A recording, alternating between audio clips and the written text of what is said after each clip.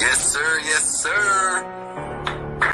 What's good? What's good? As y'all already know, this is the Bird Brainz Podcast. We got my man BG31 in the building. Our guy, OneTreRoc. You know what I'm saying? And yours truly, Tone DeShields II. Man, look, we appreciate y'all for locking in on this live stream. Make sure y'all smash that like button. Really helps the content grow. Really helps everything get everywhere. It helps everyone see everything.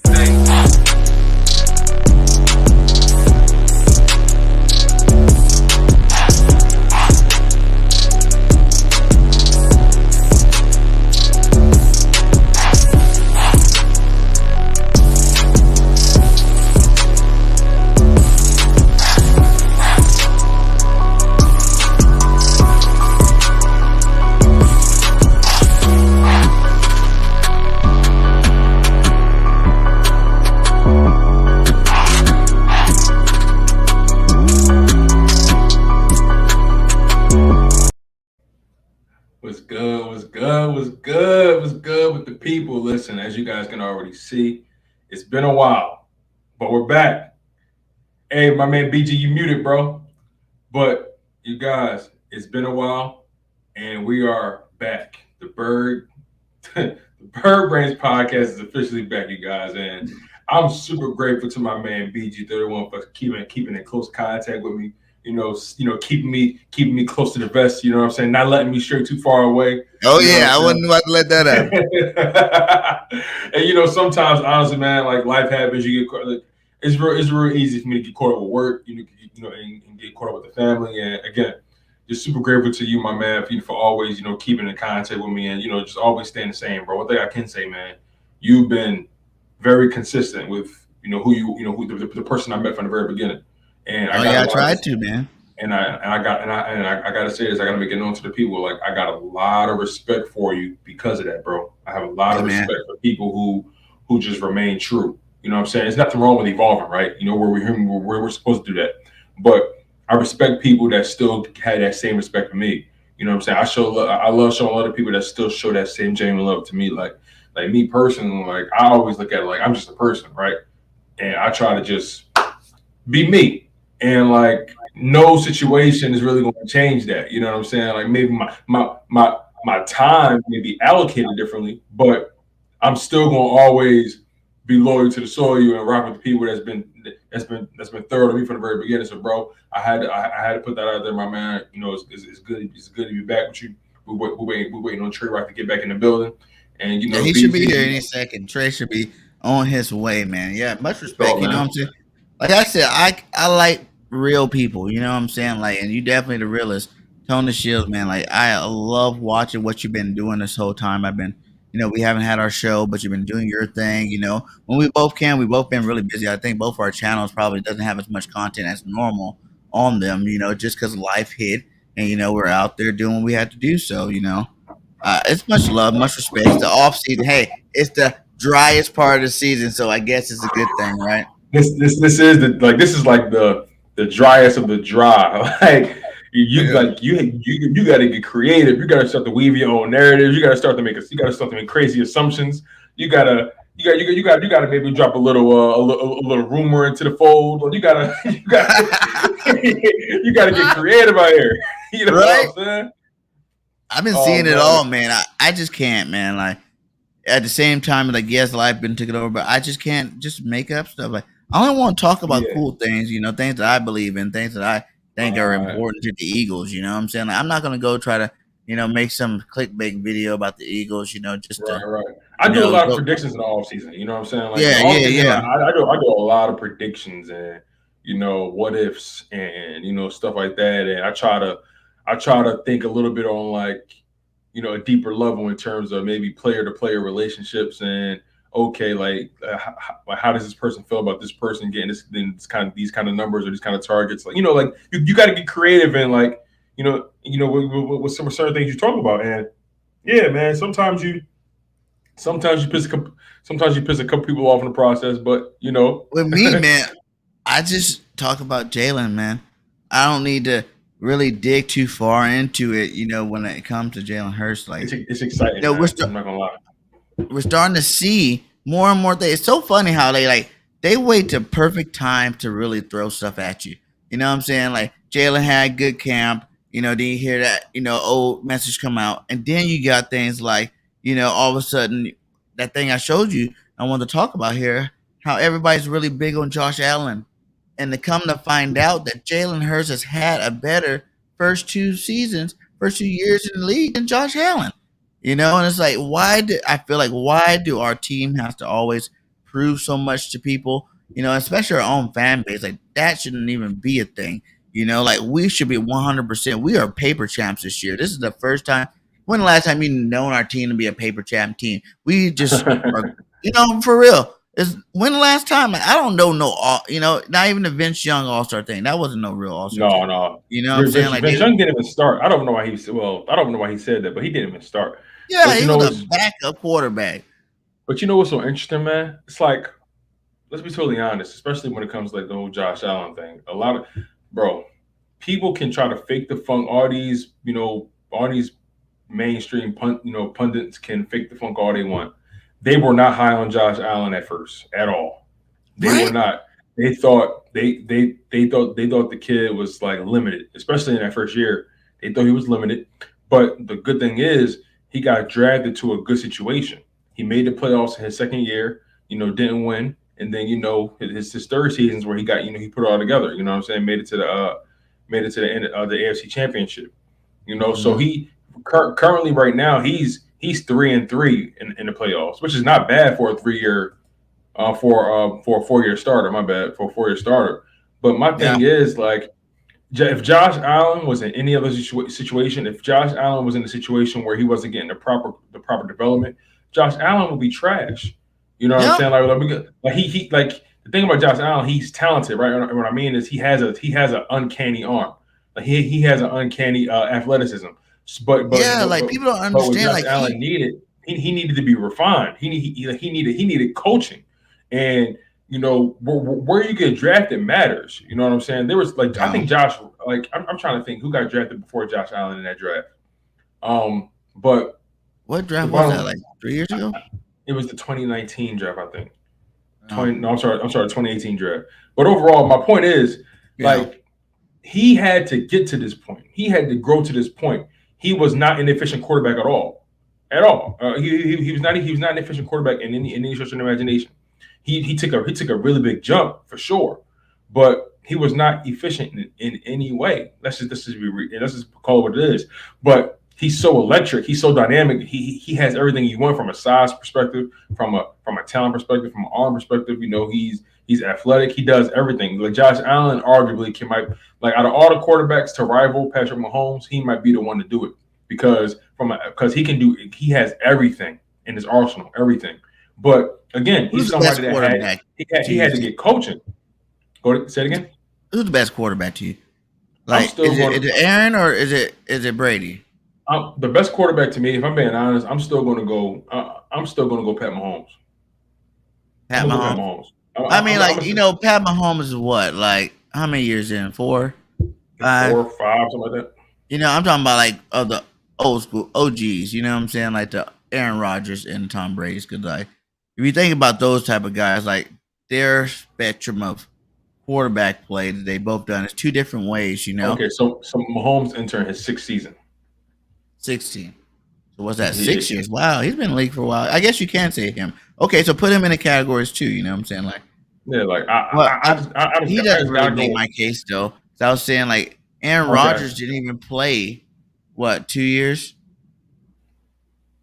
I think that was the case. Yeah, I think Aaron Rodgers really like on first 2 or 3 years he really didn't play at all. He's behind Brett Favre, right? I think so. And Brett Favre was not trying to let that kid get any snaps. Yeah. So actually, his first 3 years, he didn't play at all. His first 3 years at all.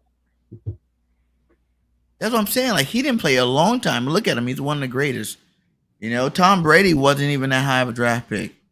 Mm-hmm. And he still took a while. Like even though they were winning championships, the team won championships. He was on a really good situation on a really good team. Like Bledsoe had took that team to the playoffs. The year before, right? And then Brady came in. Yeah, exactly. And then I think he even came in didn't he come in later in the season? Like it wasn't even off the jump because Bledsoe got hurt or something like that. and then Brady won a Super Bowl.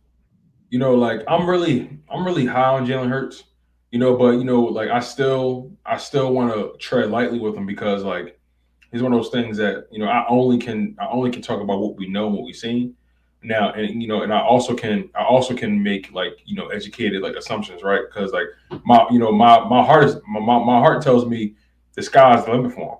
He just has to get the right coach and he has to be receptive to it. And but also there are some guys that it just doesn't click for him. But Jalen strikes me as a guy who's relentless in his development, and I'm just really curious to see how the Eagles respond because this is a very interesting season because ultimately, as much as we like to assume, we really don't know what the benchmark is. We don't know what the Philadelphia Eagles specifically want to see from him.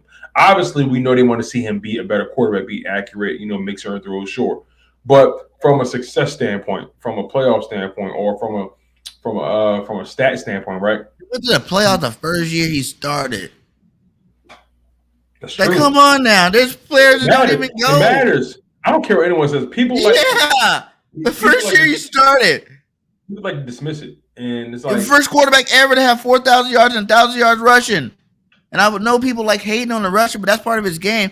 He's never going to be a pocket passer. That's not his game. You know what I'm saying? People don't realize. I think what it is no one's really seen a Jalen Hurts for real. Like, he's a little bit different, like there might be people with better arms, you know what I'm saying? Or then you got the Lamar Jacksons that have better legs, you know what I'm saying? But even like Josh Allen, he runs just as much Jalen, just about, It's just, he does a little bit. I think Jalen's the only one that's kind of like a smart runner. Like, Jalen, when he runs, is open most of the time, you know what I'm saying? He just runs to do what he got to do, and then he'll get down, he'll run out of bounds, he'll slide, he'll take it to the house. You know what I'm saying? So it's like, the fact that he can do all that, that's different from a lot of other people, and people wish they can have that kind of skill level. His passing's not that bad. Like that Josh Allen thing, that's a passing stat. That's not no rushing stat. That's telling you guys that, like, you guys need to start really tripping because he's been doing this stuff that he needs to do in his first couple of years.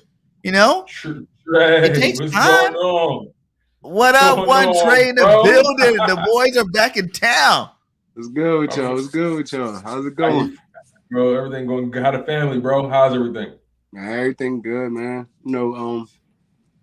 I've been a little caught up in the football, coaching football and stuff like that. I was just about to say, ain't you a coach? Yeah. Sometimes we get out of there a little late, but man, I'm here. Let's get it. What age group you coach? I coach 7-year-olds. Oh, you guys like Pee Wee? Yep, the Pee Wee. That's tough. Catching that's the perfect age. They just starting to learn. Yes. They're like they're Coach Rock. Coach Rock. Coach Rock. I love it, man. Hey, I love it. He'd be like, it's trigger. He'd be like, it's trigger. OTR. Yo, that's funny as hell, man. But go ahead. Go ahead. My bad. Go ahead, BJ. I was just gonna say, like, it's just like people, like, there's some narrative too that's out there that I don't really agree with too. Like, everybody's always like, oh, the offense is schemed to the point, they have to scheme it dumb it down that much for Jalen Hurts to be a successful quarterback. Listen, guys, like, for me, I look at it like this. There's different type of football players. There's always one type or another type. You got speed rush, you got power rush, You got a pocket quarterback, you got a rushing quarterback. You got freaking, offensive lineman for instincts. You got a freaking run blocking offensive lineman. You got a pass blocking offensive lineman. You know what I'm saying? That's great in both areas. You know what I'm saying? Like, you can find a great run blocker that's good at pass blocking, but he's great at run blocking. Or you can find, one that's a great pass blocker that kind of is all right at run blocking. Like, that kind of stuff don't matter. Funny. You can be great either way you are. And right, it's so funny. You don't realize our offense is built to run the football. Those linemen are run linemen. Like, those are beasts. Those are monsters with athleticism. That's what they're supposed to do. They're supposed to run block. You know what I'm saying? They're not the light fleet. You seen what happened every time we kept trying to pass the ball continuously. They kept getting hurt left and right. Boom, boom, boom. Hurt linemen. Because they're not supposed to be backpedaling. They're way too big for that. We have finesse. There's finesse linemen out there, but those guys' weakness is when you got another, powerful pass rusher, they can go get the quarterback, and you can't have that. You got to have the big anchor. Yeah, I think we're going to see an extremely balanced offensive attack this season. You're not going to see the Eagles passing 60%, running 40. They're going to try to run as balanced of an offensive attack as they possibly can. And that's really what I expect, because that's really the best way to really exploit the defense and really take advantage of what Jalen Hurts does well, and how this team can really execute. Because the way this team is built, this team is not really built to have a 1,400 or 1,500 yard receiver or rusher. This team is built to be efficient. This team is built to spread the ball around. This team is built to every aspect of this team is a weapon. You get what I'm saying? Especially on the offensive side, like Miles Sanders, Kenny Gainwell, Dallas Goedert, Jack Stoll, Boston Scott. I didn't even get to the wide receivers: AJ Brown, Devonta Smith, Quez Watkins, Zach Pascal, Grant Calcaterra, Greg Ward, Jalen Reagor. This team is multifaceted, and this team isn't really designed or built, to really be that prolific passing, right? And my thing is, Jalen Hurts doesn't have to be elite, at least not yet, right? I don't think he needs to be elite for this team to be successful. I think he needs to maximize what this team does well, what he does well, and make the throws when he needs to make them. Can Jalen Hurts make the throws when you need him to make them? Can Jalen Hurts throw you if you're down 10 points in the fourth quarter? Can he swing that? Those are the things I care about, right? Because I'm excited about what he can. I'm excited about his game in general. He's an exciting player, but can Jalen Hurts do the things that you want from your quarterback when he needs the quarterback? You know what I'm saying? Like, his game is not really my issue. It's the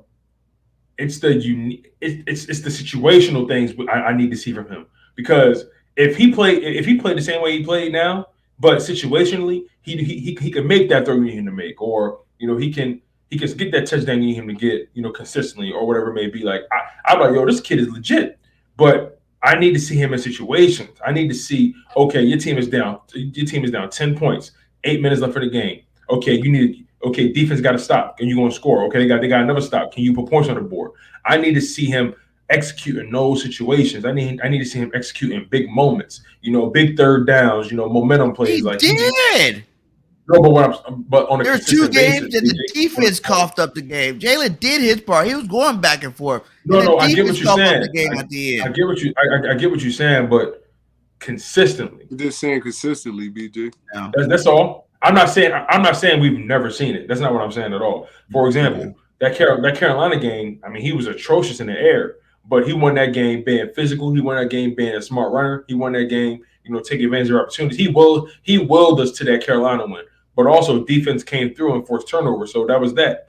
The Washington game, was it the first one or the second one? Which one was it when he threw that back shoulder pass to Greg Ward? Was it the first one or the second one? That was the second one. That was a Wednesday night game or something. So yeah, right. So like, he's shown that he can make a big throw. We've seen it, right? Matter of fact, that was the first one. Because remember they postponed the first one to like the midweek. Right. Exactly. So like, look, I'm not saying Jalen Hurts can't be none of those things. My expectations are high. You know what I'm saying? I'm so hard on him or critical because I have high expectations. And I want him to be the guy so bad. Like, see, but that's what I'm saying. That's like my point. That's what people aren't really understanding when I'm talking about. Like, that's my point.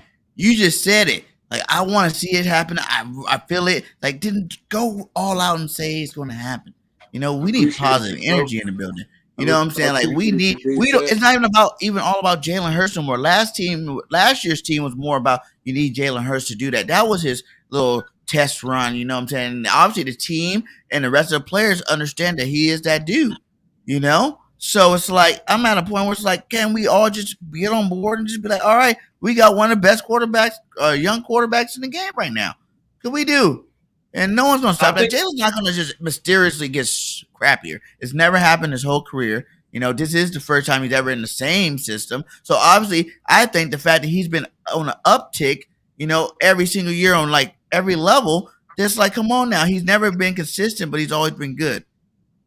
You know, he never had a consistent base around him, a consistent offense around him, but he's always been good. Even the Alabama thing, everybody likes to go back to the Alabama thing. Okay, yeah, he got benched, and then he came back the next year. He won when Tua went out, and then he left school to go to OU, where he like pretty much had the best college stats ever, you know, and he was passing the rock.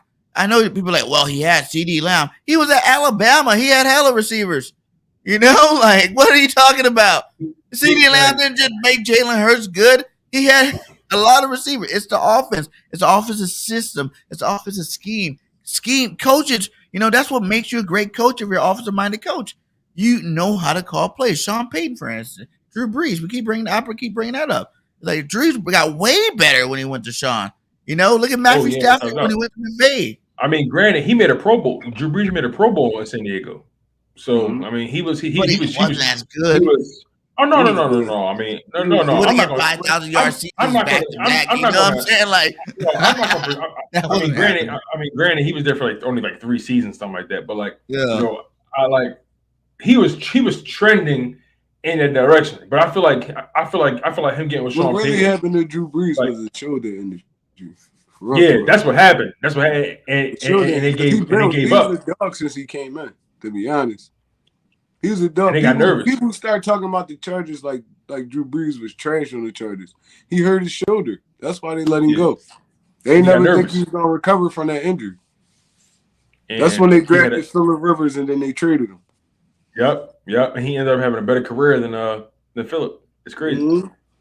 And Phillip in my opinion, Phillip had a good career. Rivers had a good career, but you know, but it wasn't Drew Brees level, right? No. Drew Brees is different, bro.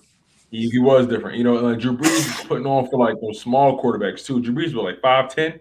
Yeah. Like small ball. You know what I'm saying? Like, and like he mastered. See, this is what I love about Drew Brees, right? He is like the example of what every quarterback needs to do, right? And what I mean is like tweak your game, tweak your fundamentals to your body type. You know what I'm saying? Like, you know, like maximize what you do. If you notice with the way Drew Brees threw, he threw on his tippy toes. Mm-hmm. Yeah. Like he like every stride he ended up on his tippy toes. Like he stretched every part of his body, bro. Every part of his body. Every part of his body. He made it. He paved the way for like a Baker Mayfield, like dudes like that. Them short like Drew. Yeah, like Drew paved the way for Russ. Mm-hmm. Russ paved the way for like a Baker and a Kyler.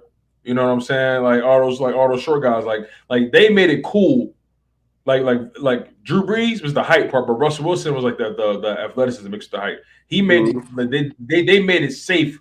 Like matter of fact, he the reason guys like Baker Mayfield and Kyler Murray went number 1 overall. Facts. He is the reason. Yeah. Fact. He's definitely the reason. Yep. And like to take it a little bit further, it's just like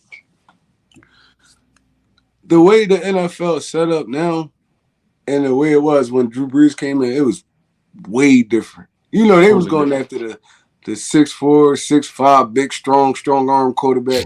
Drew Brees had none of that. But he had this though. He was smart. He read reading defenses since he was a rookie. It's like he did a lot of studying. And I think that's what Jalen Hurts got to do, right? I think Jalen Hurts got to. I love you, Trey, but I think you're really underestimating Sean Payton. What kind of No. We're not underestimating. I'm not underestimating him, but somebody had to. You act like he didn't just elevate Brees' game to the next level. No, he did.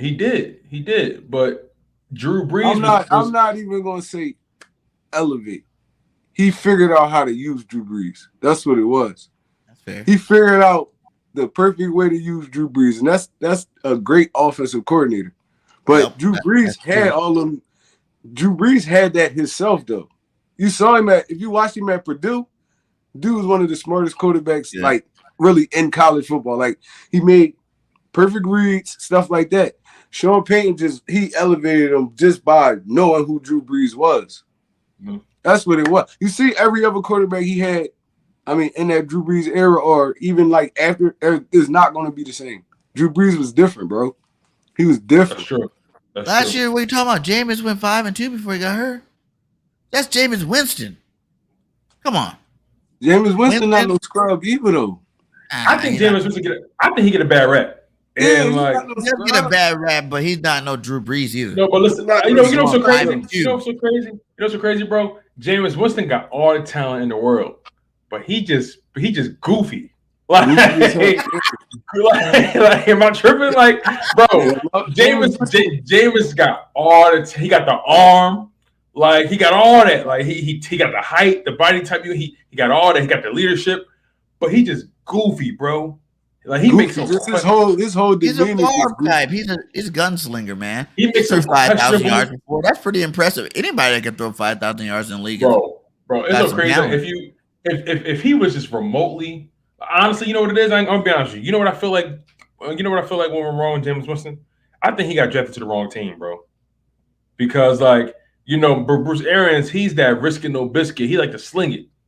And I feel like a guy like Jameis, he needed somebody to help him hone his skills. You know what I'm saying? Because Jameis had everything, all the tools you wanted, but he needs somebody to hone him mentally. And I don't think I personally don't think Bruce Arians really nurtured him as a quarterback. I feel like Bruce Arians under Bruce Arians, though, he had his best and worst season of his career. That's what I'm saying. My man went 30 for 30. Yeah, he went 30 for 30. Like, that's not. I can't say that's Bruce Arians. That's Jameis. Like, bro, it was so many games where they was blowing dudes out and Jameis let them back in the game. Just throwing goofy interceptions, pick sixes. I'm with you, right? I'm with you, but like, I feel like it's up to the coach to reel you in. Right. Like, that's true. Sometimes your coach got to save you from yourself. If you peep, like he said, was under Sean Payton, he was 5-2. He was winning. He was playing smarter. He was playing smarter. So Sean Payton definitely elevated his game. Definitely. It was the injury that took him out. Yeah. I feel like if Jameis would never got hurt, bro, I ain't gonna lie. I feel like if Jameis would never got hurt, we probably would have saw Jameis' best season of his career, bro. He would have. Yeah. Like, I agree. Yeah. And he probably gonna go. He probably gonna go off this season too if he can stay healthy. Because if he can stay healthy, they get Michael Thomas back. They got weapons over there. Now here's the thing that I'm worried about: Sean not in that building no more. Yeah. So that's a huge thing, man. That's and huge. Breeze too in the same year. Like you losing Sean and Breeze. Gone.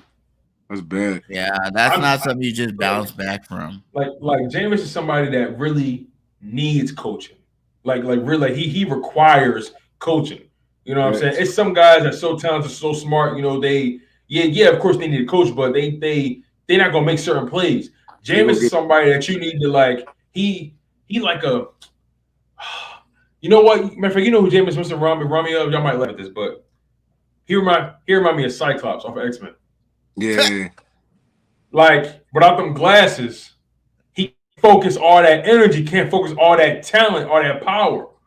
He can't it's like he can't hone it. He can't direct it. I get you. But when he got under the right person, he met Professor X, and Professor X, made him those glasses, showed him how to master his ability. Then he became one of the top X-Men ever. So it's like Jameis really needed, it's some players that's so talented. Like we was talking about Josh Allen, right? Josh Allen was super talented when he came in, but he needed the right coach to help him become who he is now. You can make a real argument. If Josh Allen went to the wrong team, bro, he would be another Jameis Winston, bro. Josh Allen, you can make a somebody like that. Oh my god! If he went to the wrong system, it could have got bad for Josh Allen. Like it really matters where you get drafted. It really matters. It's not like basketball where you can just eat. Like it really matters. So and I feel like it also matters that your head coach and your offensive coordinator believe in you. You get me? They gotta believe in you. And I feel they could have gave up on that boy too. They could have gave up on him early. I feel like a lot of the times last year, Sirianni and them ain't really believe in Jalen Hurts' ability. I mean, they knew he could run, but even them forcing them to throw the football that much, I think it was kind of a test. Like, damn, it was a test for sure. It was a test. I feel like I think they went about it all wrong. I think they went about it all wrong. To be honest, I think they was going to try to tank this season though. This last year, I think that's really what they was trying to do: tank this season, get a high pick or something like that. But we started winning, so it's like, all right, now we gotta go all in. But I feel like they really was trying to touch Jalen Hurts though. To be honest, like they was trying to test him in the first few games. But it was the wrong time. It was. I feel like they should have did. That was a perfect thing to do. But you do that like week 6 or 7. You start that little trend of doing that. You work him in the system. It's his first year starting. You got to ease him into things. You know what I'm saying? Like he's young cat. First year starting. You want to know why? You want to know what went wrong in that whole process? Week 1, they saw what happened in week 1, and they got a little like, okay, all right, all right. He tried to throw the ball in Atlanta, did his thing. All right, let's open it up then. And I think that was where it went wrong. That's where because it's no way. That was the problem. We were very balanced in week 1. But like my thing is no way in the world. That's why I feel like Howie had something to do with that. Like it's no way. No, you know who this young boy is. You know who he is. There's no way you just throw him to the wolves like that. That was bad. No way. That was bad. Yeah. I ain't never seen it like that ever. For as long as you did it though, like they did it for like 7 weeks straight. When he started running the ball until that Detroit game, that's when he really started running the football. Right. It started in the Oakland game, but then Miles got hurt and we panicked, and then he went back to his old ways. Yeah. Because we started running, we was moving the ball, and then I don't know. As soon as Miles got hurt, we panicked, and everything just started going to hell. But like, that's why you had to ask yourself, like from the beginning, what was their vision really for Jalen Hurts to really try to be the guy, or were they just trying to get through, and then he ended up surprising them in general. I feel because you just answered it though. You just said it. They were messing up. Like they were rookie coaches. They did what rookie coaches did, and that's the beauty of all this. That you got to look at rookie coaches, first year quarterback, first year star receiver. Second year players that are in key positions. Like, come on now. Like we went to the playoffs. Regardless of 9-7, it was a winning record, and we went to the playoffs. That was like kind of the best you should have even thought about getting out of the season. Hear me out on this, right? Hear me out on this. Somebody brought up a good point, right, about the Dallas game. I think we only ran the ball like 3 times or 4 times, something like that. We didn't run the ball that much. And I'm telling you, like anybody, any logical or rational football mind would not allow their team to go out like do that. So that's why I'm like, it's Howie, like Howie Roseman made it clear what kind of offense he wanted. And Nick Sirianni obviously wanted to keep his job, but he's trying to also appeal to his GM, and he trying to show that he can pull the best out of this kid. But like, at the end of the day, you got to work with what you got, and you gotta create a system or offense where you keep the defense off balance. And we did not do that. We were just completely. We were off balance our damn selves. Yeah, you get what I'm saying? But in reality, that Dallas game, we went down fast as hell in that game, bro. That game was over before it started. It was over like the end of the first quarter. That game was over, bro. Bro, we looked like we didn't even belong in the same. Bro. But I feel like that game, that was the first game our team got shell shocked. Like, I feel like they were like the lights were too bright for both the quarterback and the play caller and everybody on the team. Like, Nick that was a horrible play calling game for our football team. You know what I'm saying? Like, Jalen played horrible. We need to talk about Nick Sirianni more, man. We need to talk about him more because, like, I know it's the easy conversation to have is, Jalen is Jalen that. No, we need to talk about Sirianni. We need to make sure that he need to really make sure he putting these players in because he got talent now, and he needs to get these guys. He needs to find a way to get Jalen easy throws and also get these guys in positions to make plays. You know what I'm saying? And there's gonna be times where Jalen got to make a hard throw. That's fine, but like it's up to him as the play caller to scheme as much as they possibly can to get these guys open, to get these guys in space. Like this team is designed to get open in space. You get AJ Brown in space, you get Devonta Smith, Cortez Watkins, if you get any one of these guys in space, the defense is gonna have a hard ass time. Yeah, so I'm excited about this team, man. I think this team, I'm gonna be honest with you. My fandom, like media aside, my fandom, bro, I think this team really gonna punch a lot of people in the mouth. We legit. Like for real, legit. Obviously, the media side, I gotta address it rationally at times too, right? Got to be a little objective. But you know what? I'm gonna be honest. That's why I don't live stream and watch the games at the same time. Like you know, some people stream the games and they watch and they do play by play. I just want to be a fan while it's on, bro. I can't do that because like I ain't gonna lie, I'm emotional as fuck when the game on. I'm emotional, bro, when the game on. Like, bro, I ain't gonna lie. I treat it like we at the Coliseum and I'm watching gladiators get it in, bro. Like I treat it like I treat it like it's life or death. Like I treat it like we at war, bro. I treat it like it's a bloodbath. Like seriously, like me, my dad. Like, matter of fact, I want to talk to you guys about this too. Like, you know. Me and my dad, we get together every game, every Sunday, whatever, and we watch the games, order food. You know, we had people come over. Like, it's really a vibe, pure energy, right? What's y'all Sunday routines? What's y'all game day or game night routines with the peoples, with the family? What y'all normally do? Go ahead, Trey. So this me.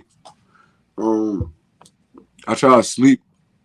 I mean, if we got a 1 o'clock game, I try to sleep all till like 12 something. So when I get up. You always sleeping. yo, BG, he meant that shit. He said, I try to sleep till 12. I try to sleep till like 12 something. So when I wake up, the game just be about to come on. I don't gotta wait all them hours and stuff like that. You want to know? You can't just like you can't see. I like the build. The build. I ain't gonna lie, the build up be crazy though, bro. I be lifting weights and shit like. bro, it be stressing me out, bro. I be like, damn, I'm gonna just sleep. I be stressed the fuck out. I always get drunk, right? Like the night before, or I wake up early, I get drunk, boom, have a good sleep. And when I wake up, I be hoping it's like 11:30, 12 o'clock, and the game about to come on. I hate the 4 o'clock and 8:30 games, bro. I hate 4 o'clock. I hate 4 o'clock games. I hate it. I hate it. And then I grab my kids. We come down here, watch it on the 70-inch all day. I'm screaming. You know, I got my Corona, I got my liquor, whatever I'm drinking. And it's all just sitting right there. We got some food, we chilling. And that's how I spend my Sundays unless somebody call, like, they about to come over or something like that. Other than that, I'm in with the kids or something, just watching football, teaching them the game a little bit. But I can't teach them while the game on. So if I'm watching, like, other games, then I can teach them. Yeah, you teach them. Right. Once the Eagles playing, it's just Eagles. I need y'all to just watch with me. Like any questions, right? No questions. Don't ask me no questions. For real. Bro, man, BG, go ahead. I need to hear your ritual, bro. What's your routine? Well, me and Miss Birdgang, we have probably planned out what we want to barbecue for today because we always barbecue. Most times, either barbecue or wings and pizza. One of the two combinations, you know. And once we figure that out, usually we got a pregame show.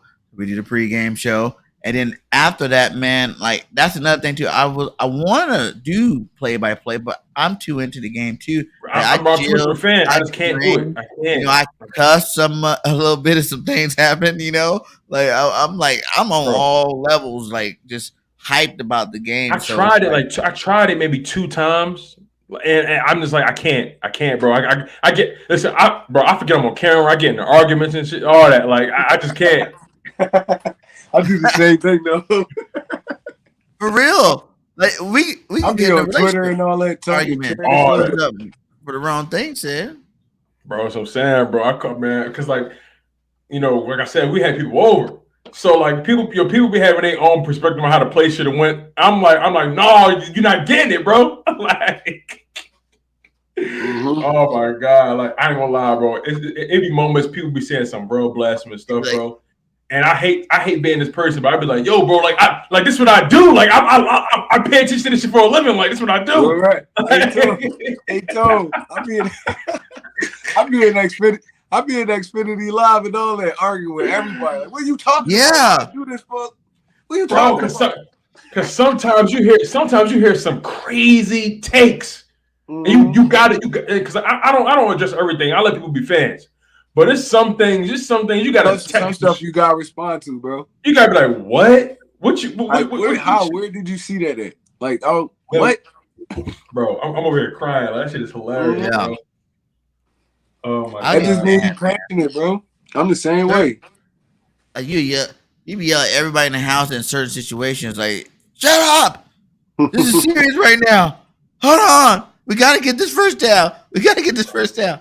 And the thing is, though, my wife, bro, she could care less. She could care less. Like, bro, like, it's so crazy because when football season start, she know what's up. Mm-hmm.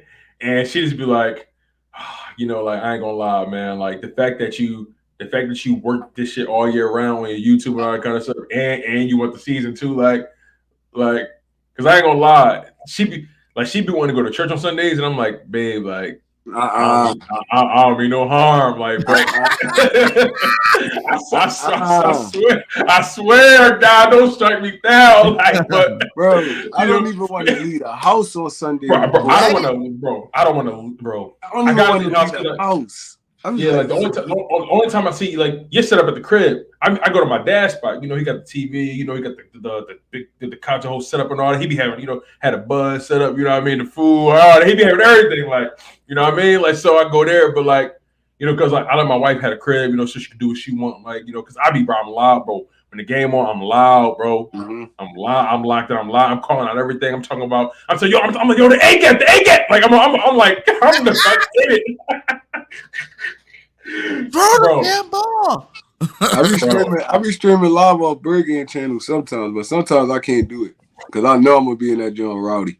Like, there be certain games I'm like, all right, I probably could stream this game, but I think that's probably what they want to watch when they are watching those live streams. They want to see the raw emotions. Like they want to see it all. But I'm like, cussing and everything. I feel like, BG, like I don't, bro. They might ban my live stream, my YouTube channel, bro. Like, bro, I say all kinds of shit, bro. Like, bro, oh my God, it's man, crazy, like it be going down, bro. The emotions be running high. Like, I'm being honest with you, like, it's no sport that bring that out of me like that, bro. Don't get amped up. No. And like I said, like, it's something about you put your helmets on, your shoulder pads, you put on your, you know what I mean? Like, it's like this warrior, like this warrior. It's like, bro, I really treat football like I get inspired by brotherhood. I get inspired by blood, sweat, and tears. I get inspired by motivation and just like my will versus your will, my guys versus your guys, my size versus your size, like just my shoulder pad versus that shit just fuel me, bro. Like I really, like, I ain't gonna lie, bro. Sometimes I put on like football highlights and I work out. You know what I'm saying? Like that shit. No, seriously, bro. Like that shit really get me. It get me going, bro. Like the Eagles, bro. Since I was a kid, like, bro. The moment I knew I loved this team, I cried when we lost the first Super Bowl that we went to, and it was 05, 04. That was when I knew I was serious about it.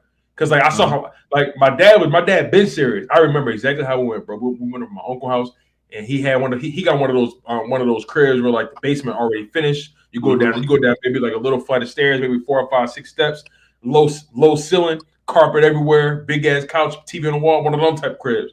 And like, bro, I'm paying attention to the energy in the room, and like I'm like, all right, I gotta match that. And like it was just, that's when I knew, oh yeah, this in my blood. I don't like I hardly understood what I was watching. I was like, what, like 8, 9? Like I'm a kid still, so I'm still like trying to like digest the game. And I'm like, no, like this is it.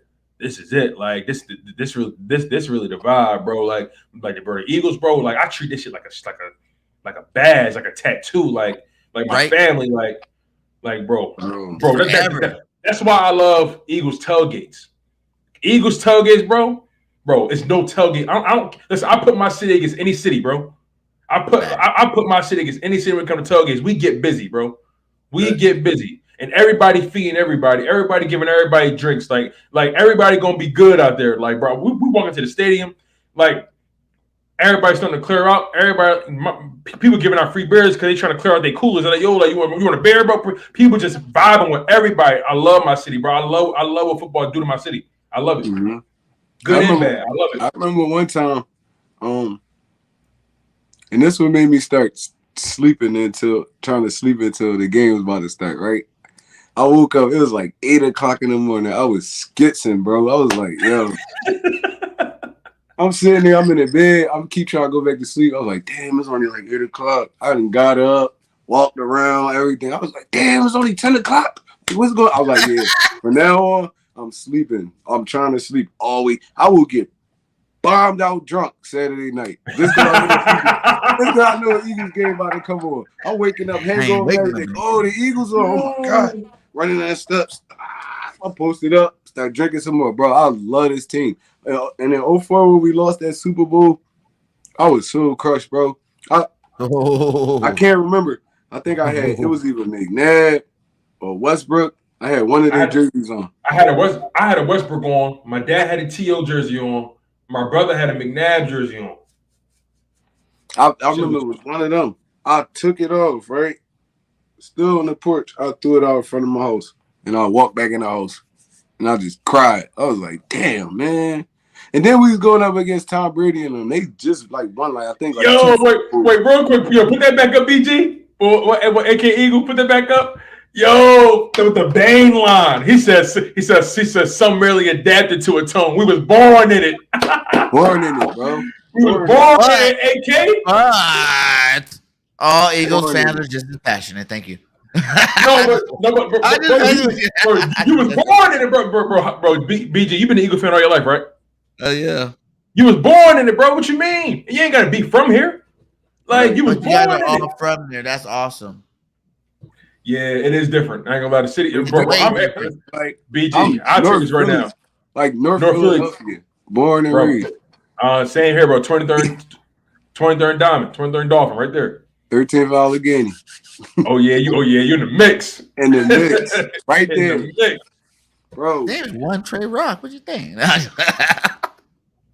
Bro, it's just different. Like I know, and it was crazy because I was hurt a lot. Like when the Eagles. Remember we had the 4 years straight where we went to the NFC Championship, crushed every time we lost. Yeah, bro, crushed every time we lost, bro. I was like, oh my God, if we ever gonna get one, then we made it to the Super Bowl. Like, bro, I vividly remember that was the best time. That was the best. I know we won a Super Bowl, but that was the best Eagles time for me, man. Yeah, I ain't gonna lie. We missed out on a golden opportunity to really establish a dynasty. Like that was really that's what I'm saying, bro. That was really our. I don't know. We just recognizing it now after we won the Super Bowl, but back then we was happy. Like, damn, we making it to the Super Bowl every year. We dominated. We winning double-digit games every year. Yeah, every year. We was the talk. We was the talk of the NFL for real. What do you think the biggest reason why we didn't win them was? Because it couldn't have just been talent. That Super Bowl, Donovan. I want to slap the. Ooh, I really like Donovan ever since that Super Bowl. Really, for real. Yo, bro, you too. Like I'm gonna be honest. Ever since Super Bowl, I always looked at him with a side eye. Always did. But I'm gonna be honest with you. Like Donovan was never a stand-up dude to me. Like he was never. Nah. Like I'll be honest. Like cocky, bro. He wasn't really built for the city. He was cocky. He was selfish. You know what I'm saying? Like how you. I'll be honest with you. Like to this day, like I think like how you campaign against your star wide receiver getting paid.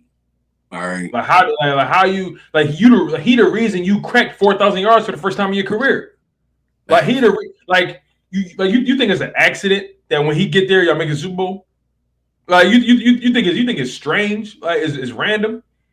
Like McNabb ego is really what set the Eagles back, and Andy Reid dealt with a lot off the field, but that didn't really kick in until close to the end of his career. Like in Philly, but like I feel like Donovan McNabb ego. You know, held his team back. It was never the defense. Defense was always sturdy. Yeah. But I think it's Andy's ego too, though. After we won the Super Bowl, We could have went back. If T.O. would have been on that team, we brought our whole team back. We could have went back to the Super Bowl the next year, and I feel like we would have won it. What do you guys think about that? Because when he didn't win it with us when we did that, right? And then we got rid of him, and then it took to him like to give up the play calling aspect to someone, and then he won a Super Bowl, and he got another because he had a young quarterback in Donovan McNabb. And Donovan put up some numbers too, so he wasn't a scrub, you know. So I feel like Donovan wasn't terrible. Donovan wasn't terrible, but I feel like people forget like those first 5-6 years with Donovan was rough because he didn't. It took him until about maybe year 5, year 6 just to complete 60% of his passes. Yeah, like he was not accurate. Like that's what Donovan could move though. Yeah, it was a little different. But the problem with Donovan was his mobility so hard. Gone, that's when he became a better pocket quarterback. But I feel like he gave up on his athleticism too soon. I feel like he tried so hard to be a pocket quarterback too soon. But that's the problem. Everybody was pressuring him. And I think that's the problem. Like don't pressure these guys. Let them grow into their form. You know, at their own pace. Like if Jalen wants to come out here and rush for 1,000 yards and throw 3,500 yards and score like 35 touchdowns or something like that with like 8-9 picks, I'm cool with it if we're winning football games. You know, my thing. Like, I'll be honest, I don't really care. I'm real big on. We win a Super Bowl with those stats. Jalen's the man, and he's going to be the man forever. You know what I'm saying? If we win a Super Bowl with those stats, Jalen would change the game forever. If we win a Super Bowl with those stats, yeah. I don't think there's been a quarterback with that stat line, right? Like there hasn't been a quarterback yet with like a Cam Newton stat line or like a Lamar Jackson stat line or like you just said with Jalen, like a hypothetical stat line. There hasn't been a quarterback with that kind of stat line with a Super Bowl, if Jalen can find a way to win a Super Bowl playing the way he played, he'll change the game forever. Russ did it. For real. Jalen could, and Russ did it. You look back at Russ Super Bowl, that year Russ won the Super Bowl, I think he barely cracked like 2,500 yards, and he didn't have over 20 touchdown passes. So, he treaded softly, but all right. I want to bring up 2017 again. But the way this team's set up right now, right? It's kind of similar to that year. It's like we brought a lot of key free agents over, the offense, and that year, none of our receivers cracked 1,000 yards. None of them. They all was in like the 800 range though. Alshon, Torrey, Nelson, Zach, all of them was in like kind of the 800 type range. Carson threw for like 30-something 100 yards, 33 touchdowns. And the energy was just different. And I can't say it yet because I didn't see him on the field, but the way this team set up, it's kind of looks similar to that 2017 season. Don't kill me. Difference. They have veterans, and we got young players that are playing those key roles. But we got a lot of veterans too, though. But there are veterans. Like that year, all the free agents. It was a mixture. Remember, because Jalen Mills was starting quarterback for us that year. Jalen Mills, I think that was his like rookie year or second. No, that was his rookie year. That was Jalen Mills' rookie year. When? 2017. No, that wasn't Jalen Mills' rookie year. You don't think so? That was his second year, right? Jalen Mills. Jalen it had to be like his second or third, right? I think that was his rookie year.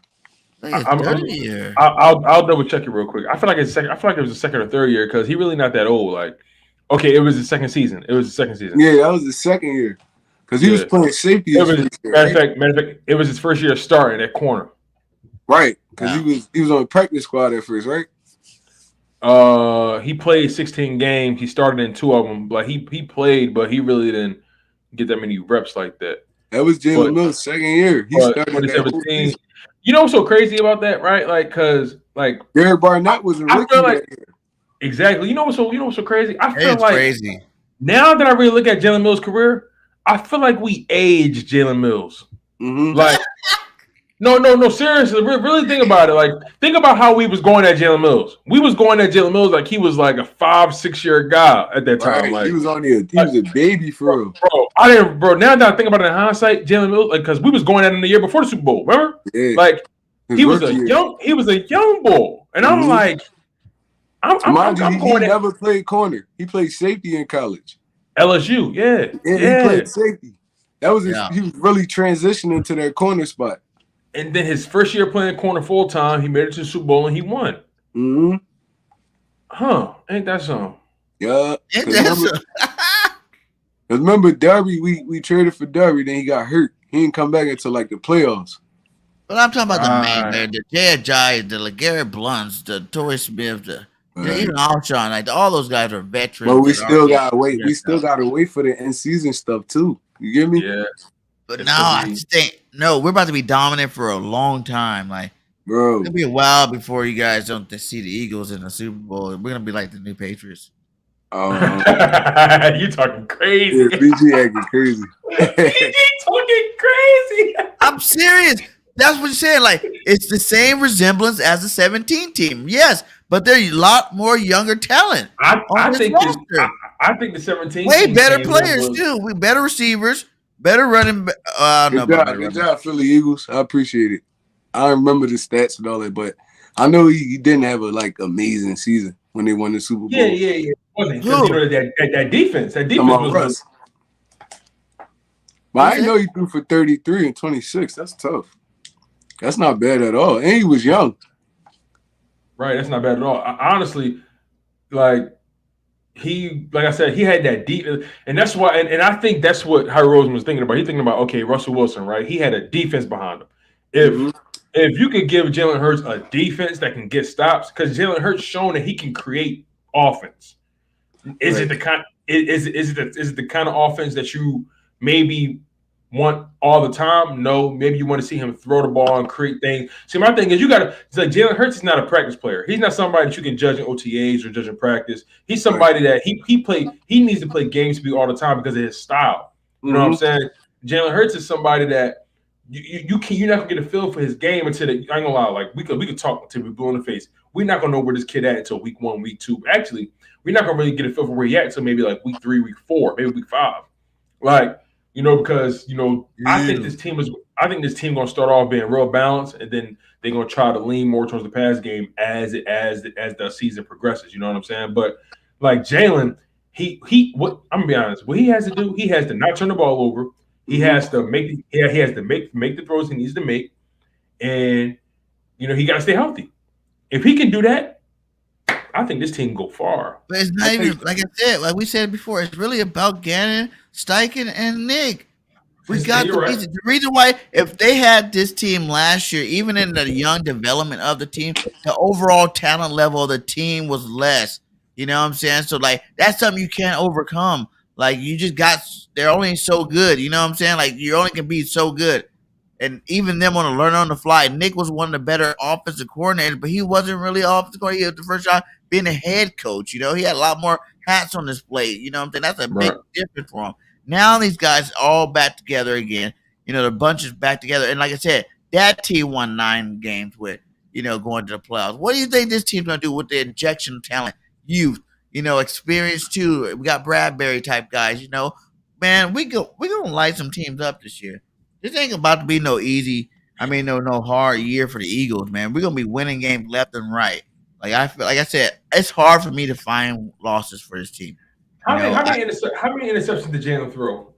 9. They do like 9. Bro, that's not bad. Remember he threw 3 in Allen in 2 years. Allen was 21. He threw 3 of them in 1 game. And like, I know normally we give BG hell for this, but I think that when you really think about it from a skill perspective, right? From a development perspective for Jalen Hurts, hear me out on this part.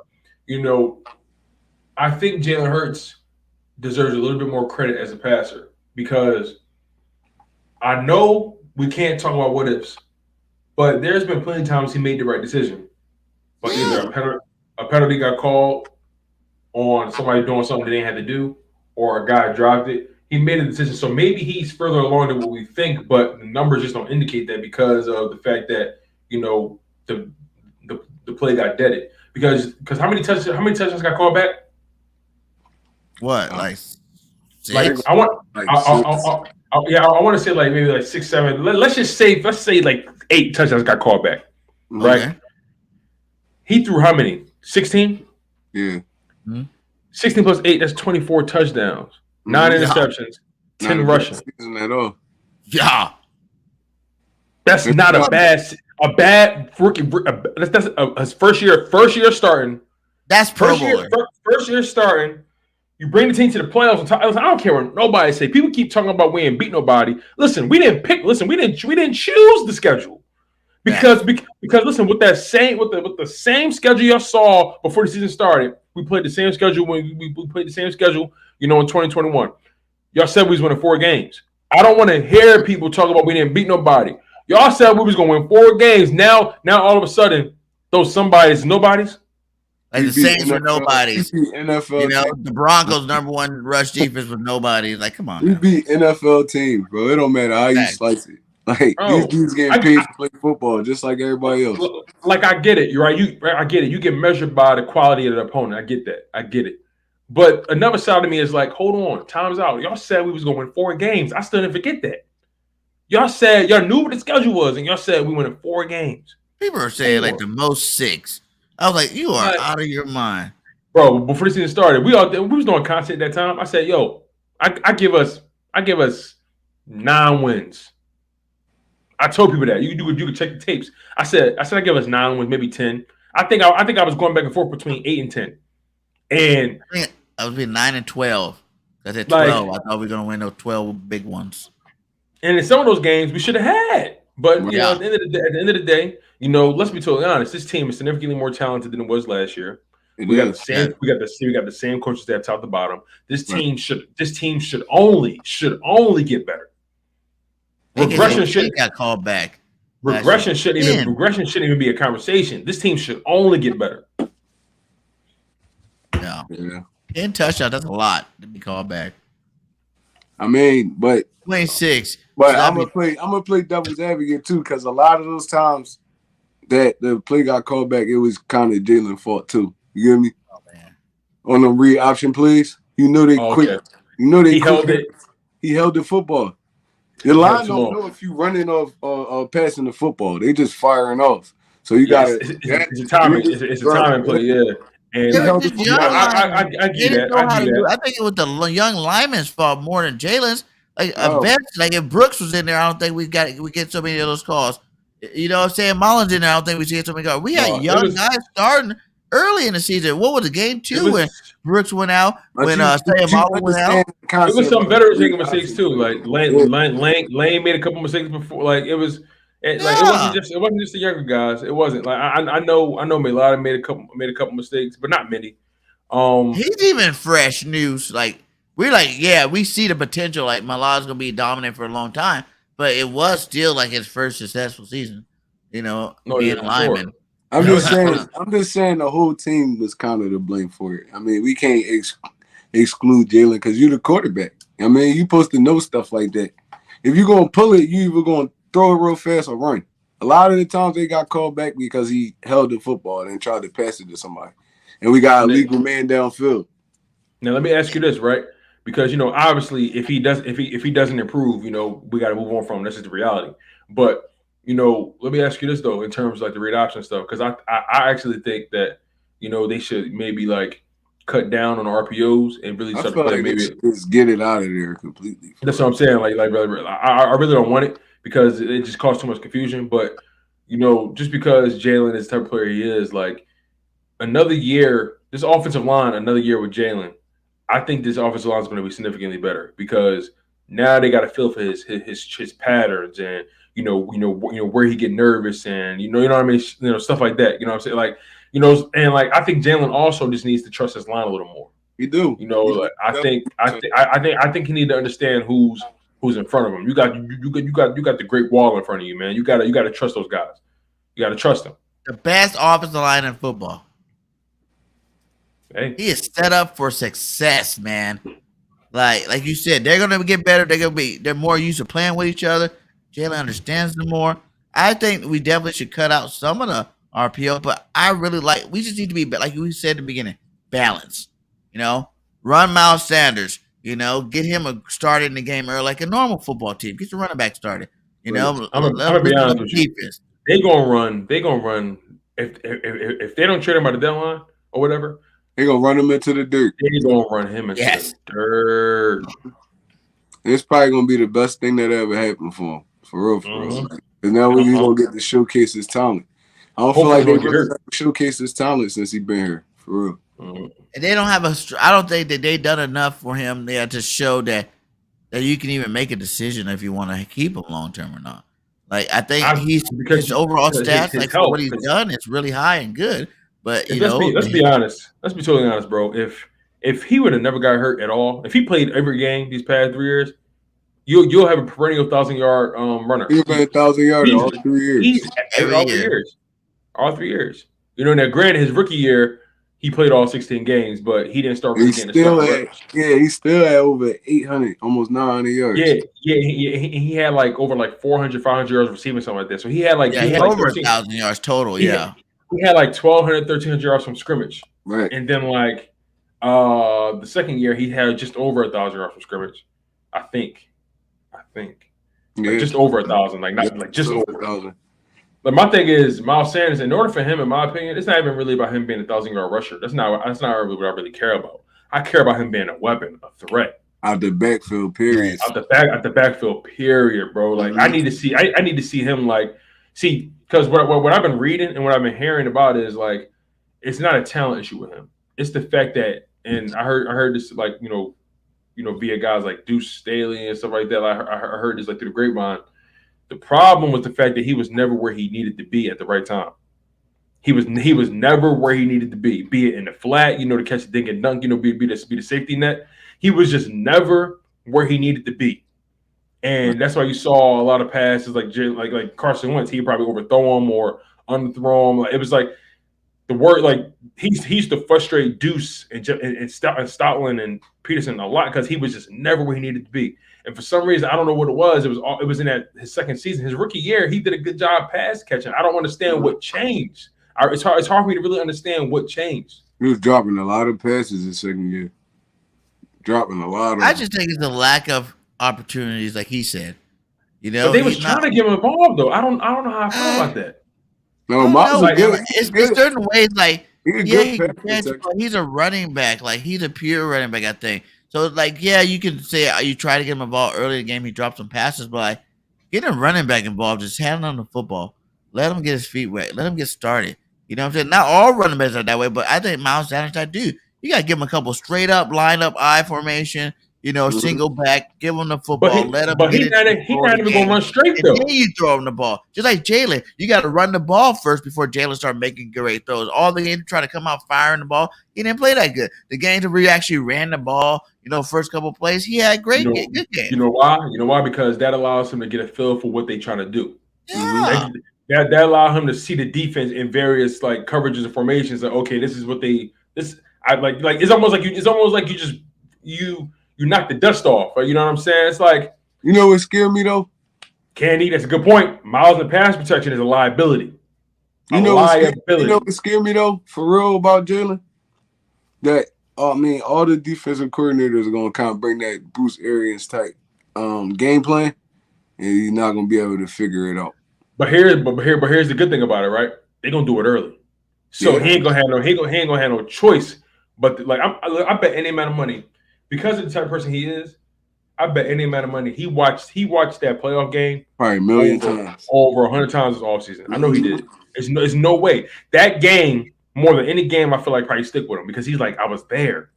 I was there. They didn't do nothing. Let's be honest, the Buccaneers special. They didn't do nothing different. They didn't do nothing different. Special, bro. They played the exact same way. Same defense that whole game. Same defense. They stuck whoever's in the slots. They was just containing. Everybody else is manned up. The best thing about that is was the only thing you can stop this man by doing is that he had all summer. Nick had all summer. They all had all offseason to figure out how they're going to come back and attack it. And our team's just way better on both sides of the ball. Jalen's going to have more opportunities to put more yards up because our defense is that much better. He's going to get the ball back a lot more than he did last year. Our offense is better. We got better receivers. A.J. Brown makes everybody better because he just made Devonta Smith jump go even faster because now Devonta was roasting number ones and getting double teamed against number ones. Now he's going against number twos. What? All day long, open. Candy hello. Funny, man. Candy funny. Where's Watkins? going against number 3s. Boom, deep ball, left to right. Like, come on now. This whole offense just got BJ, all that means nothing. He can't make the throws. All that means nothing. Candy is funny, man. He's made every throw. He hasn't made every throw. Yes, he has. He's done back, shoulder, face. He's done in between two people. He's done on the run. He's done to the sideline. What haven't he done? It's consistency, though. Yeah, that's what everybody can make a throw. Everybody is their first year started with inconsistent. So, like, I don't even remember that part. We seen Kyle Bowler make them throws. We seen every other ordinary. But none of them people are number one ever in the history of football. Oh okay, God. None of them are number one in terms of yards and on both with rushing and passing. None of them are, even you guys praise Josh Allen. His first 2 years, he wasn't even doing what Jalen Hurts is doing. So it's like, come on now, I get it, guys. He got to continue developing, yes, but on a pace that he is on, it is like unprecedented. People just don't do it like this guy. We don't care about stats. We care about wins. And he has wins too. He's gonna be a great regular season quarterback. What are you talking about? He has wins too. He went to the playoffs his first year. What more do you want from a guy? He went to the playoffs his first year as a rookie with rookie everything. What more do you want from the guy? Like, you guys are really reaching now. Yeah, he went to the playoffs. Yeah, he didn't win, but he made it there. Think how many players, that were great that never even sniffed the playoff forever. Yeah, Matthew Stafford, a la Matthew Stafford. I just think Jalen is in a very interesting situation, right? Like, I just don't know if this team will have the patience to allow him to take his game to the level that we really think it can get to, because, Jalen has to show clear-cut signs like, whoa, okay, like, this is a huge win, like, in the way he won. It's like, it's not even what he does, right? It's how he does it.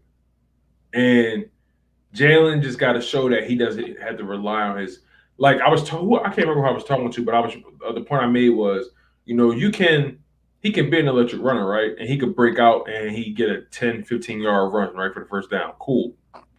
But if he stay in that pocket a second longer, just a second, maybe a millisecond, and wait for that guy to get open and he deliver it, what was a 10, 15-yard run turned to maybe a 20, 30-yard pass because you waited that extra second, that extra tenth of a second just to get that ball out. I think that's where Jalen needs to really sharpen. Like, he has to trust that he is a quarterback and trust your arm, trust yourself, trust your arm. Listen, Dallas Goedert is going to be wide open a lot this year. And Dallas Goedert is going to be a main focal point in the middle of the field. If Dallas Goedert has a down year, we know why. Jalen was scared to throw across. He was scared to throw across the middle. That's all. Dallas was getting the ball, but Dallas was running out routes. You know what I'm saying? Right. Exactly. Stay there. No, exactly. That's my point. AJ is going to help that in-route stuff. We didn't have no in-route type receivers. But listen. Hear me out. That's my point. My point is, because of guys like AJ Brown and Devonta Smith, it's going to open up the middle of the field tremendously, right? You don't need to team, but so many people on the field. Right, and Dallas Goedert, he's gonna have the middle of the field to himself. I'm pretty sure they're gonna have Dallas Goedert doing variation of routes, but best believe they're gonna have situations. Man, Goedert's really gonna be in the middle of the field, wreaking havoc, kind of like in a George Kittle role. Like, if Dallas Goedert has a down year, and this team, like, you're gonna know why, because Jalen Hurts was still nervous about throwing to the middle of the field. Bro, over 70% of his passes went to the outside of the numbers. Mm-hmm. That's nerve. That's he ain't even looking in the middle. That's what it means. It means your receivers are too small. The only people running routes in the middle are too small to get open. Dallas got it small. He ran out routes majority of the year. He didn't run out routes all year. A lot of Dallas' best catches were out routes. Facts. That's all the catches he was getting was the out routes. But he's definitely working in the middle. Your back's in the middle. He's not looking to the middle. That's something he got to improve on. But also Sirianni realized who he was, and he wasn't scheming that much over the middle. So it's like, yeah. So but it's a combination. You know what you have. You know what you see the guy every Sunday, every practice. Like, you know what he can and can't do. And there was moments where Jalen, like, I'm not going to say every play was schemed to the outside, but he had opportunities to throw in the middle of the field, and he did not do it. He shot away. He had opportunity. He shot away from it. And then Nick also thought that, well, yeah, I'm not going to say 100% Jalen's not. He's obviously flawed for sure. Yeah. But his other skills. But I got faith in him. I don't want to get lost. Like, I'm rocking him. Like, I'm with him. Till the wheels fall off. I'm with him. It is not. It's more like the team's going to take a lot of that pressure of him having to be the guy. Like we said, like, you don't have to make a number one receiver. You just, whoever's open. Devonta, you open this game? You know, AJ, you open this game? That's what I'm saying. Like, I don't care who this game. I'll be honest. I don't give a hell. I don't give a damn where the ball goes. You don't got to force feed nobody in this offense. Yeah. You really don't. Just throw to the open dude. Mm-hmm. You don't got to force feed nobody. Just throw to the open dude. That's all you got to do, man. That's all you got to do. But and it's going to be times. There's going to be times where Devonta singled up. He going to beat his coverage. There's going to be times AJ singled up. Quez. He just going to have to recognize it and just throw it. Throw the football. This is the only thing that used to make me mad about Jalen. There was a lot of stuff that used to open up, and you see him staring at it, but he don't trust the throw. He just run for no reason. That's the thing. He sees. So Trey, you spitting right now. Like he saw, we saw it, and let's be honest, we all watched the all 22 when we get opportunities. Like it was times where he was staring it down, but he just didn't trust himself. Like. I seen 3 plays in that playoff game that could have changed that whole game. One was Quez. He was running a route to the power line. He beat the corner so bad, and there was no safety over the top. Jalen stared at this dude and then ran out the pocket and tried to throw it to Rigger. And I think it was either an interception or it was incompletion. We had to punt. Another one was that at the end of the half, when it was about to be halftime, he had Devonta running in the back of the end zone. He did not let the football go. Then he threw an interception. And one was I think it was another corner route to Quez. Quez running wide open. He did not pull the trigger. And it's his first playoff game. You expect the nerves to be there, but those simple throws right there, it's man-to-man coverage. The whole game they play man-to-man. Half of the time they ain't even had safeties back there. That was the crazy part. And he couldn't beat those simple coverages, so that's something else he got to work on in the offseason, man. And I know he watched that tape. It's impossible for him not to watch it. That was horrible quarterback play. Like horrible. I think that loss, the way he lost too, I think it was good for him. Mm-hmm. Yeah, it was good for him. Yeah, shout out to Robert with the $5 super chat. He said, "What do Cowboys and Chick-fil-A have in common? Neither deliver on Sunday. Go Birds." Yeah, he had a pocket. Yeah, buddy. Shout out to you. Much love, man. Much love. Oh, that is funny as hell. That's funny. He always got some good Cowboys jokes, man. Shout out to Robert Jordan, man. That's fly. Yeah. That's tough, man. But I think, like I said, I think it's just simple. Like it's just that year that you just gotta realize, like, yes, you can play devil's advocate all you want. You can say what if, shoulda, woulda, coulda, but I'm gonna enjoy this moment. Like next year's team's not even gonna be this team. You know, it could have had a chance to be worse, it could be better, whatever, but it could not be as good as this team because there's a lot of, veterans that was those veterans like Lane Johnson, Kelsey just have like all pro years this year. There's like now you gotta trust replacing them with a young guy next year. Like, come on. Like, like in the next couple of years, and Slay, what happens? Slay balls out again, have the second, the new best year of his career with us, but then, a couple of years, you got to get rid of him. Like, like the team's not going to be the same.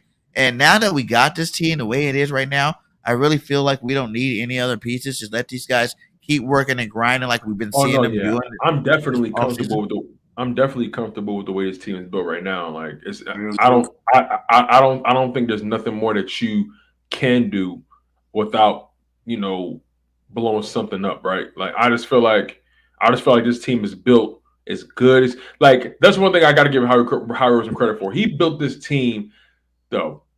He maxed it out. Like I don't think this team could have been built any better. He did his thing this year. For this year, you know what I'm saying? Like based off of the situation, I don't think he could have built it any better. Facts.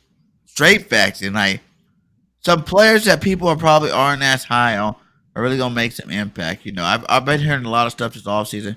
Jordan Davis is a bust. He's not gonna be impactful because he's not starting. And Nakobe Dean, there is something wrong with Nakobe Dean. He's not a beast. Like I think these guys are gonna be freaking amazing. The rumor is that the Eagles haven't extended Hargrave yet. Is because they real high on Milton Williams.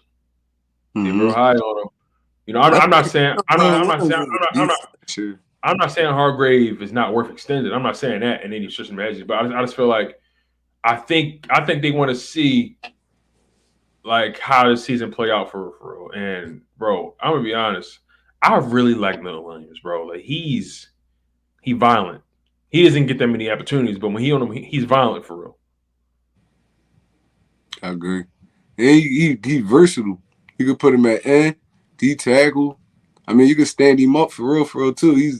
I feel like he's gonna be kind of that X factor up there on that D line because you could move him so many places. Like, I love having BG back, but I don't think BG gonna be a big impact this year. He's just gonna be that veteran. He's gonna be that veteran. He's gonna be that.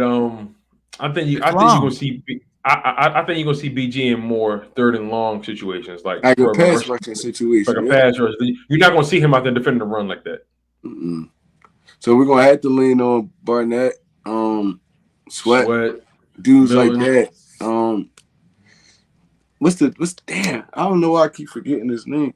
Hassan Reddick. We got to lean on dudes like that, like on down to down situations. And BG gonna be that golf ball that just come in and just rush the passer every time.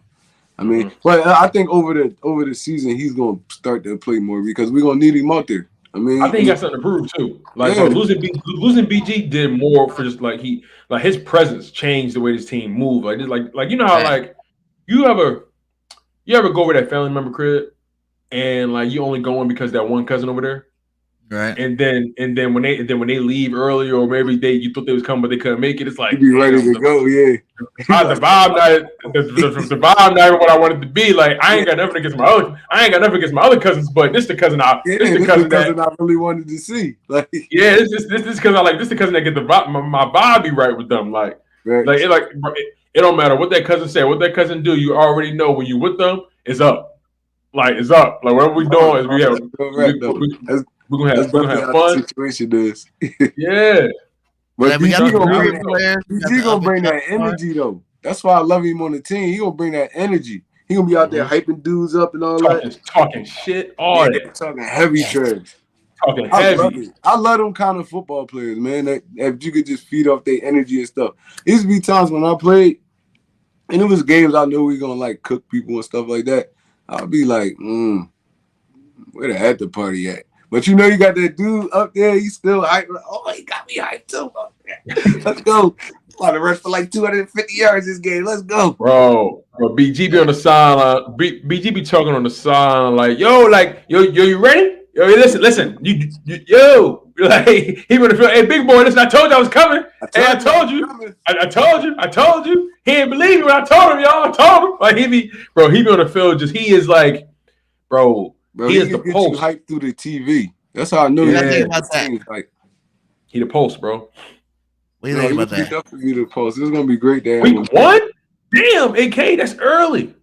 I think by week 5 or before the trade deadline, I think if Jordan Davis is the beast that everybody say he is, by the trade deadline, I'll be honest with you. Next year, I think next year, to be honest, it's not gonna be this year. It's gonna be next year. Listen, I'll be honest. If he gets some flex this year.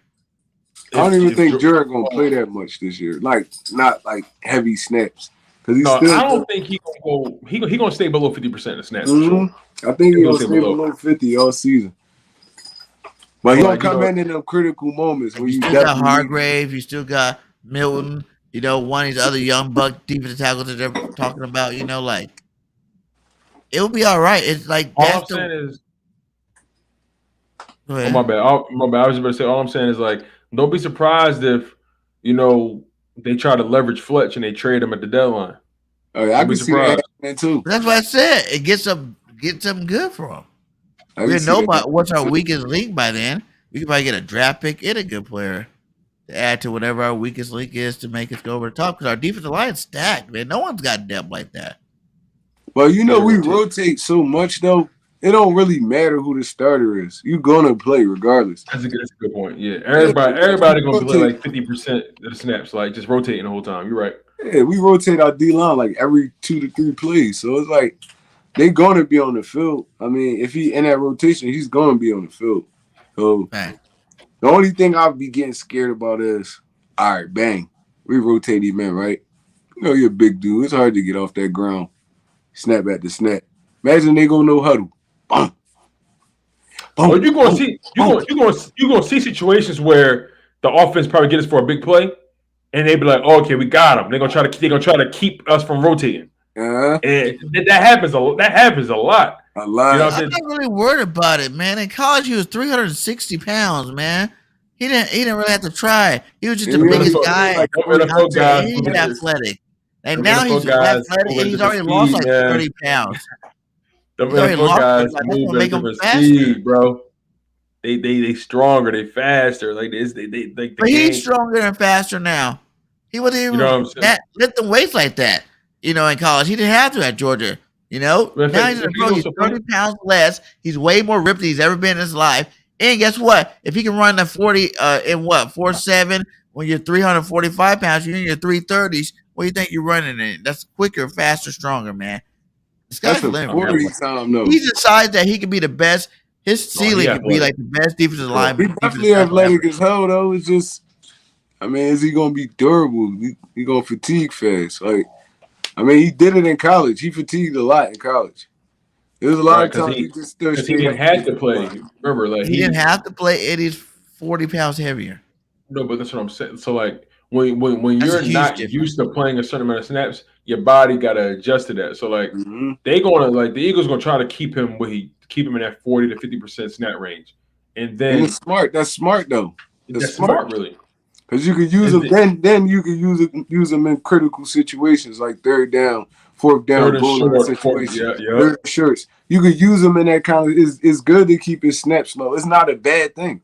He's not going to play as much as an Aaron Donald or any of them dudes because they're smaller dudes. Like they're more compact type dudes. He's big. He's going to be losing a lot of weight. That was big. Calais Campbell was big. Calais Campbell was different type big though. He was a big athletic dude. Like he had athletic. What do you think Jordan Davis is? No, Jordan Davis he's big, like big. Calais Campbell was tall. And it's like Jordan's what, 6'7"? Bro, I'm talking about this different body type players though. You get me? Javon Curse was big too. I get you, but I'm saying that he's better. He has better measurables than Calais Campbell, man. Like people don't realize this guy's about to be a monster. A monster. He could be literally the most dominating, feared man ever in football. Like they don't make him that size and that big. Like who? Name one player. That's the closest you can get is Calais to be that size and athletic and made an impression in the league. All the rest of those guys like the Villaveas, a lot of these other guys, they're like only 6 foot tall. Yeah, they're like 300 pounds or whatnot, but they're like 6 foot, 6'2". Like this guy's a straight dog. And guess who we get to practice against?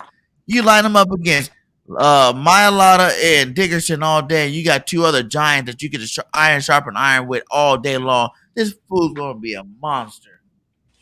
Look how he makes Fletch look small. Whoever made Fletch look small, Fletch usually made people look small. This dude just came in for year 1, making Fletch look like little brother. I feel you. Ultimately, it's gonna be a hell of a season. I'm excited, man. But fellas, I gotta get up out of here, man. Oh yeah, we good. Yeah, for sure. Like it's been a hell of a live stream, man. Like I'm glad. I'm glad we was back, guys. It's been awesome. Yes, man. Let's same time next week, man. For sure. Same time next week for sure. Shout out to the 36 in here. Make sure you guys go subscribe. Support your YouTube content creators. Chalk it up sports, growing every single day. OneTreRoc, man. Salute to you, Tone, man, for your adventures, man. You were great today on your show. Got to give you some more love and props from that, man. I love watching you out there. I appreciate that, man. I appreciate that, BGN Sports Media, if you haven't subscribed to that, and subscribe to me, Birdgang 31. So all links are inside the chat. Much love to all you guys, because we couldn't do this without you guys, man. Definitely. You know, every time I think about us getting together and doing a show, it's like, yes, let's go bring the heat to them. You know, let's bring the heat to them. And I think we do a great job doing it every time we get on here. So, man, salute to you boys. Welcome back, and let's get it, baby. For sure. All right. Last words, y'all. Listen, man, like it's one of those things. Like I always say, man, when we get together, it's like Voltron. Like, you know, this the vibes, like, and the energy is cool. Like, and we just got to continue to keep this up, man. You know, as much as we can. You know, life happens. You know what I mean? And you know, and when life happens, you make adjustments. You know, when life happens, you pivot. You know what I mean? Shout out to Fred Taylor and those guys. So, that's right.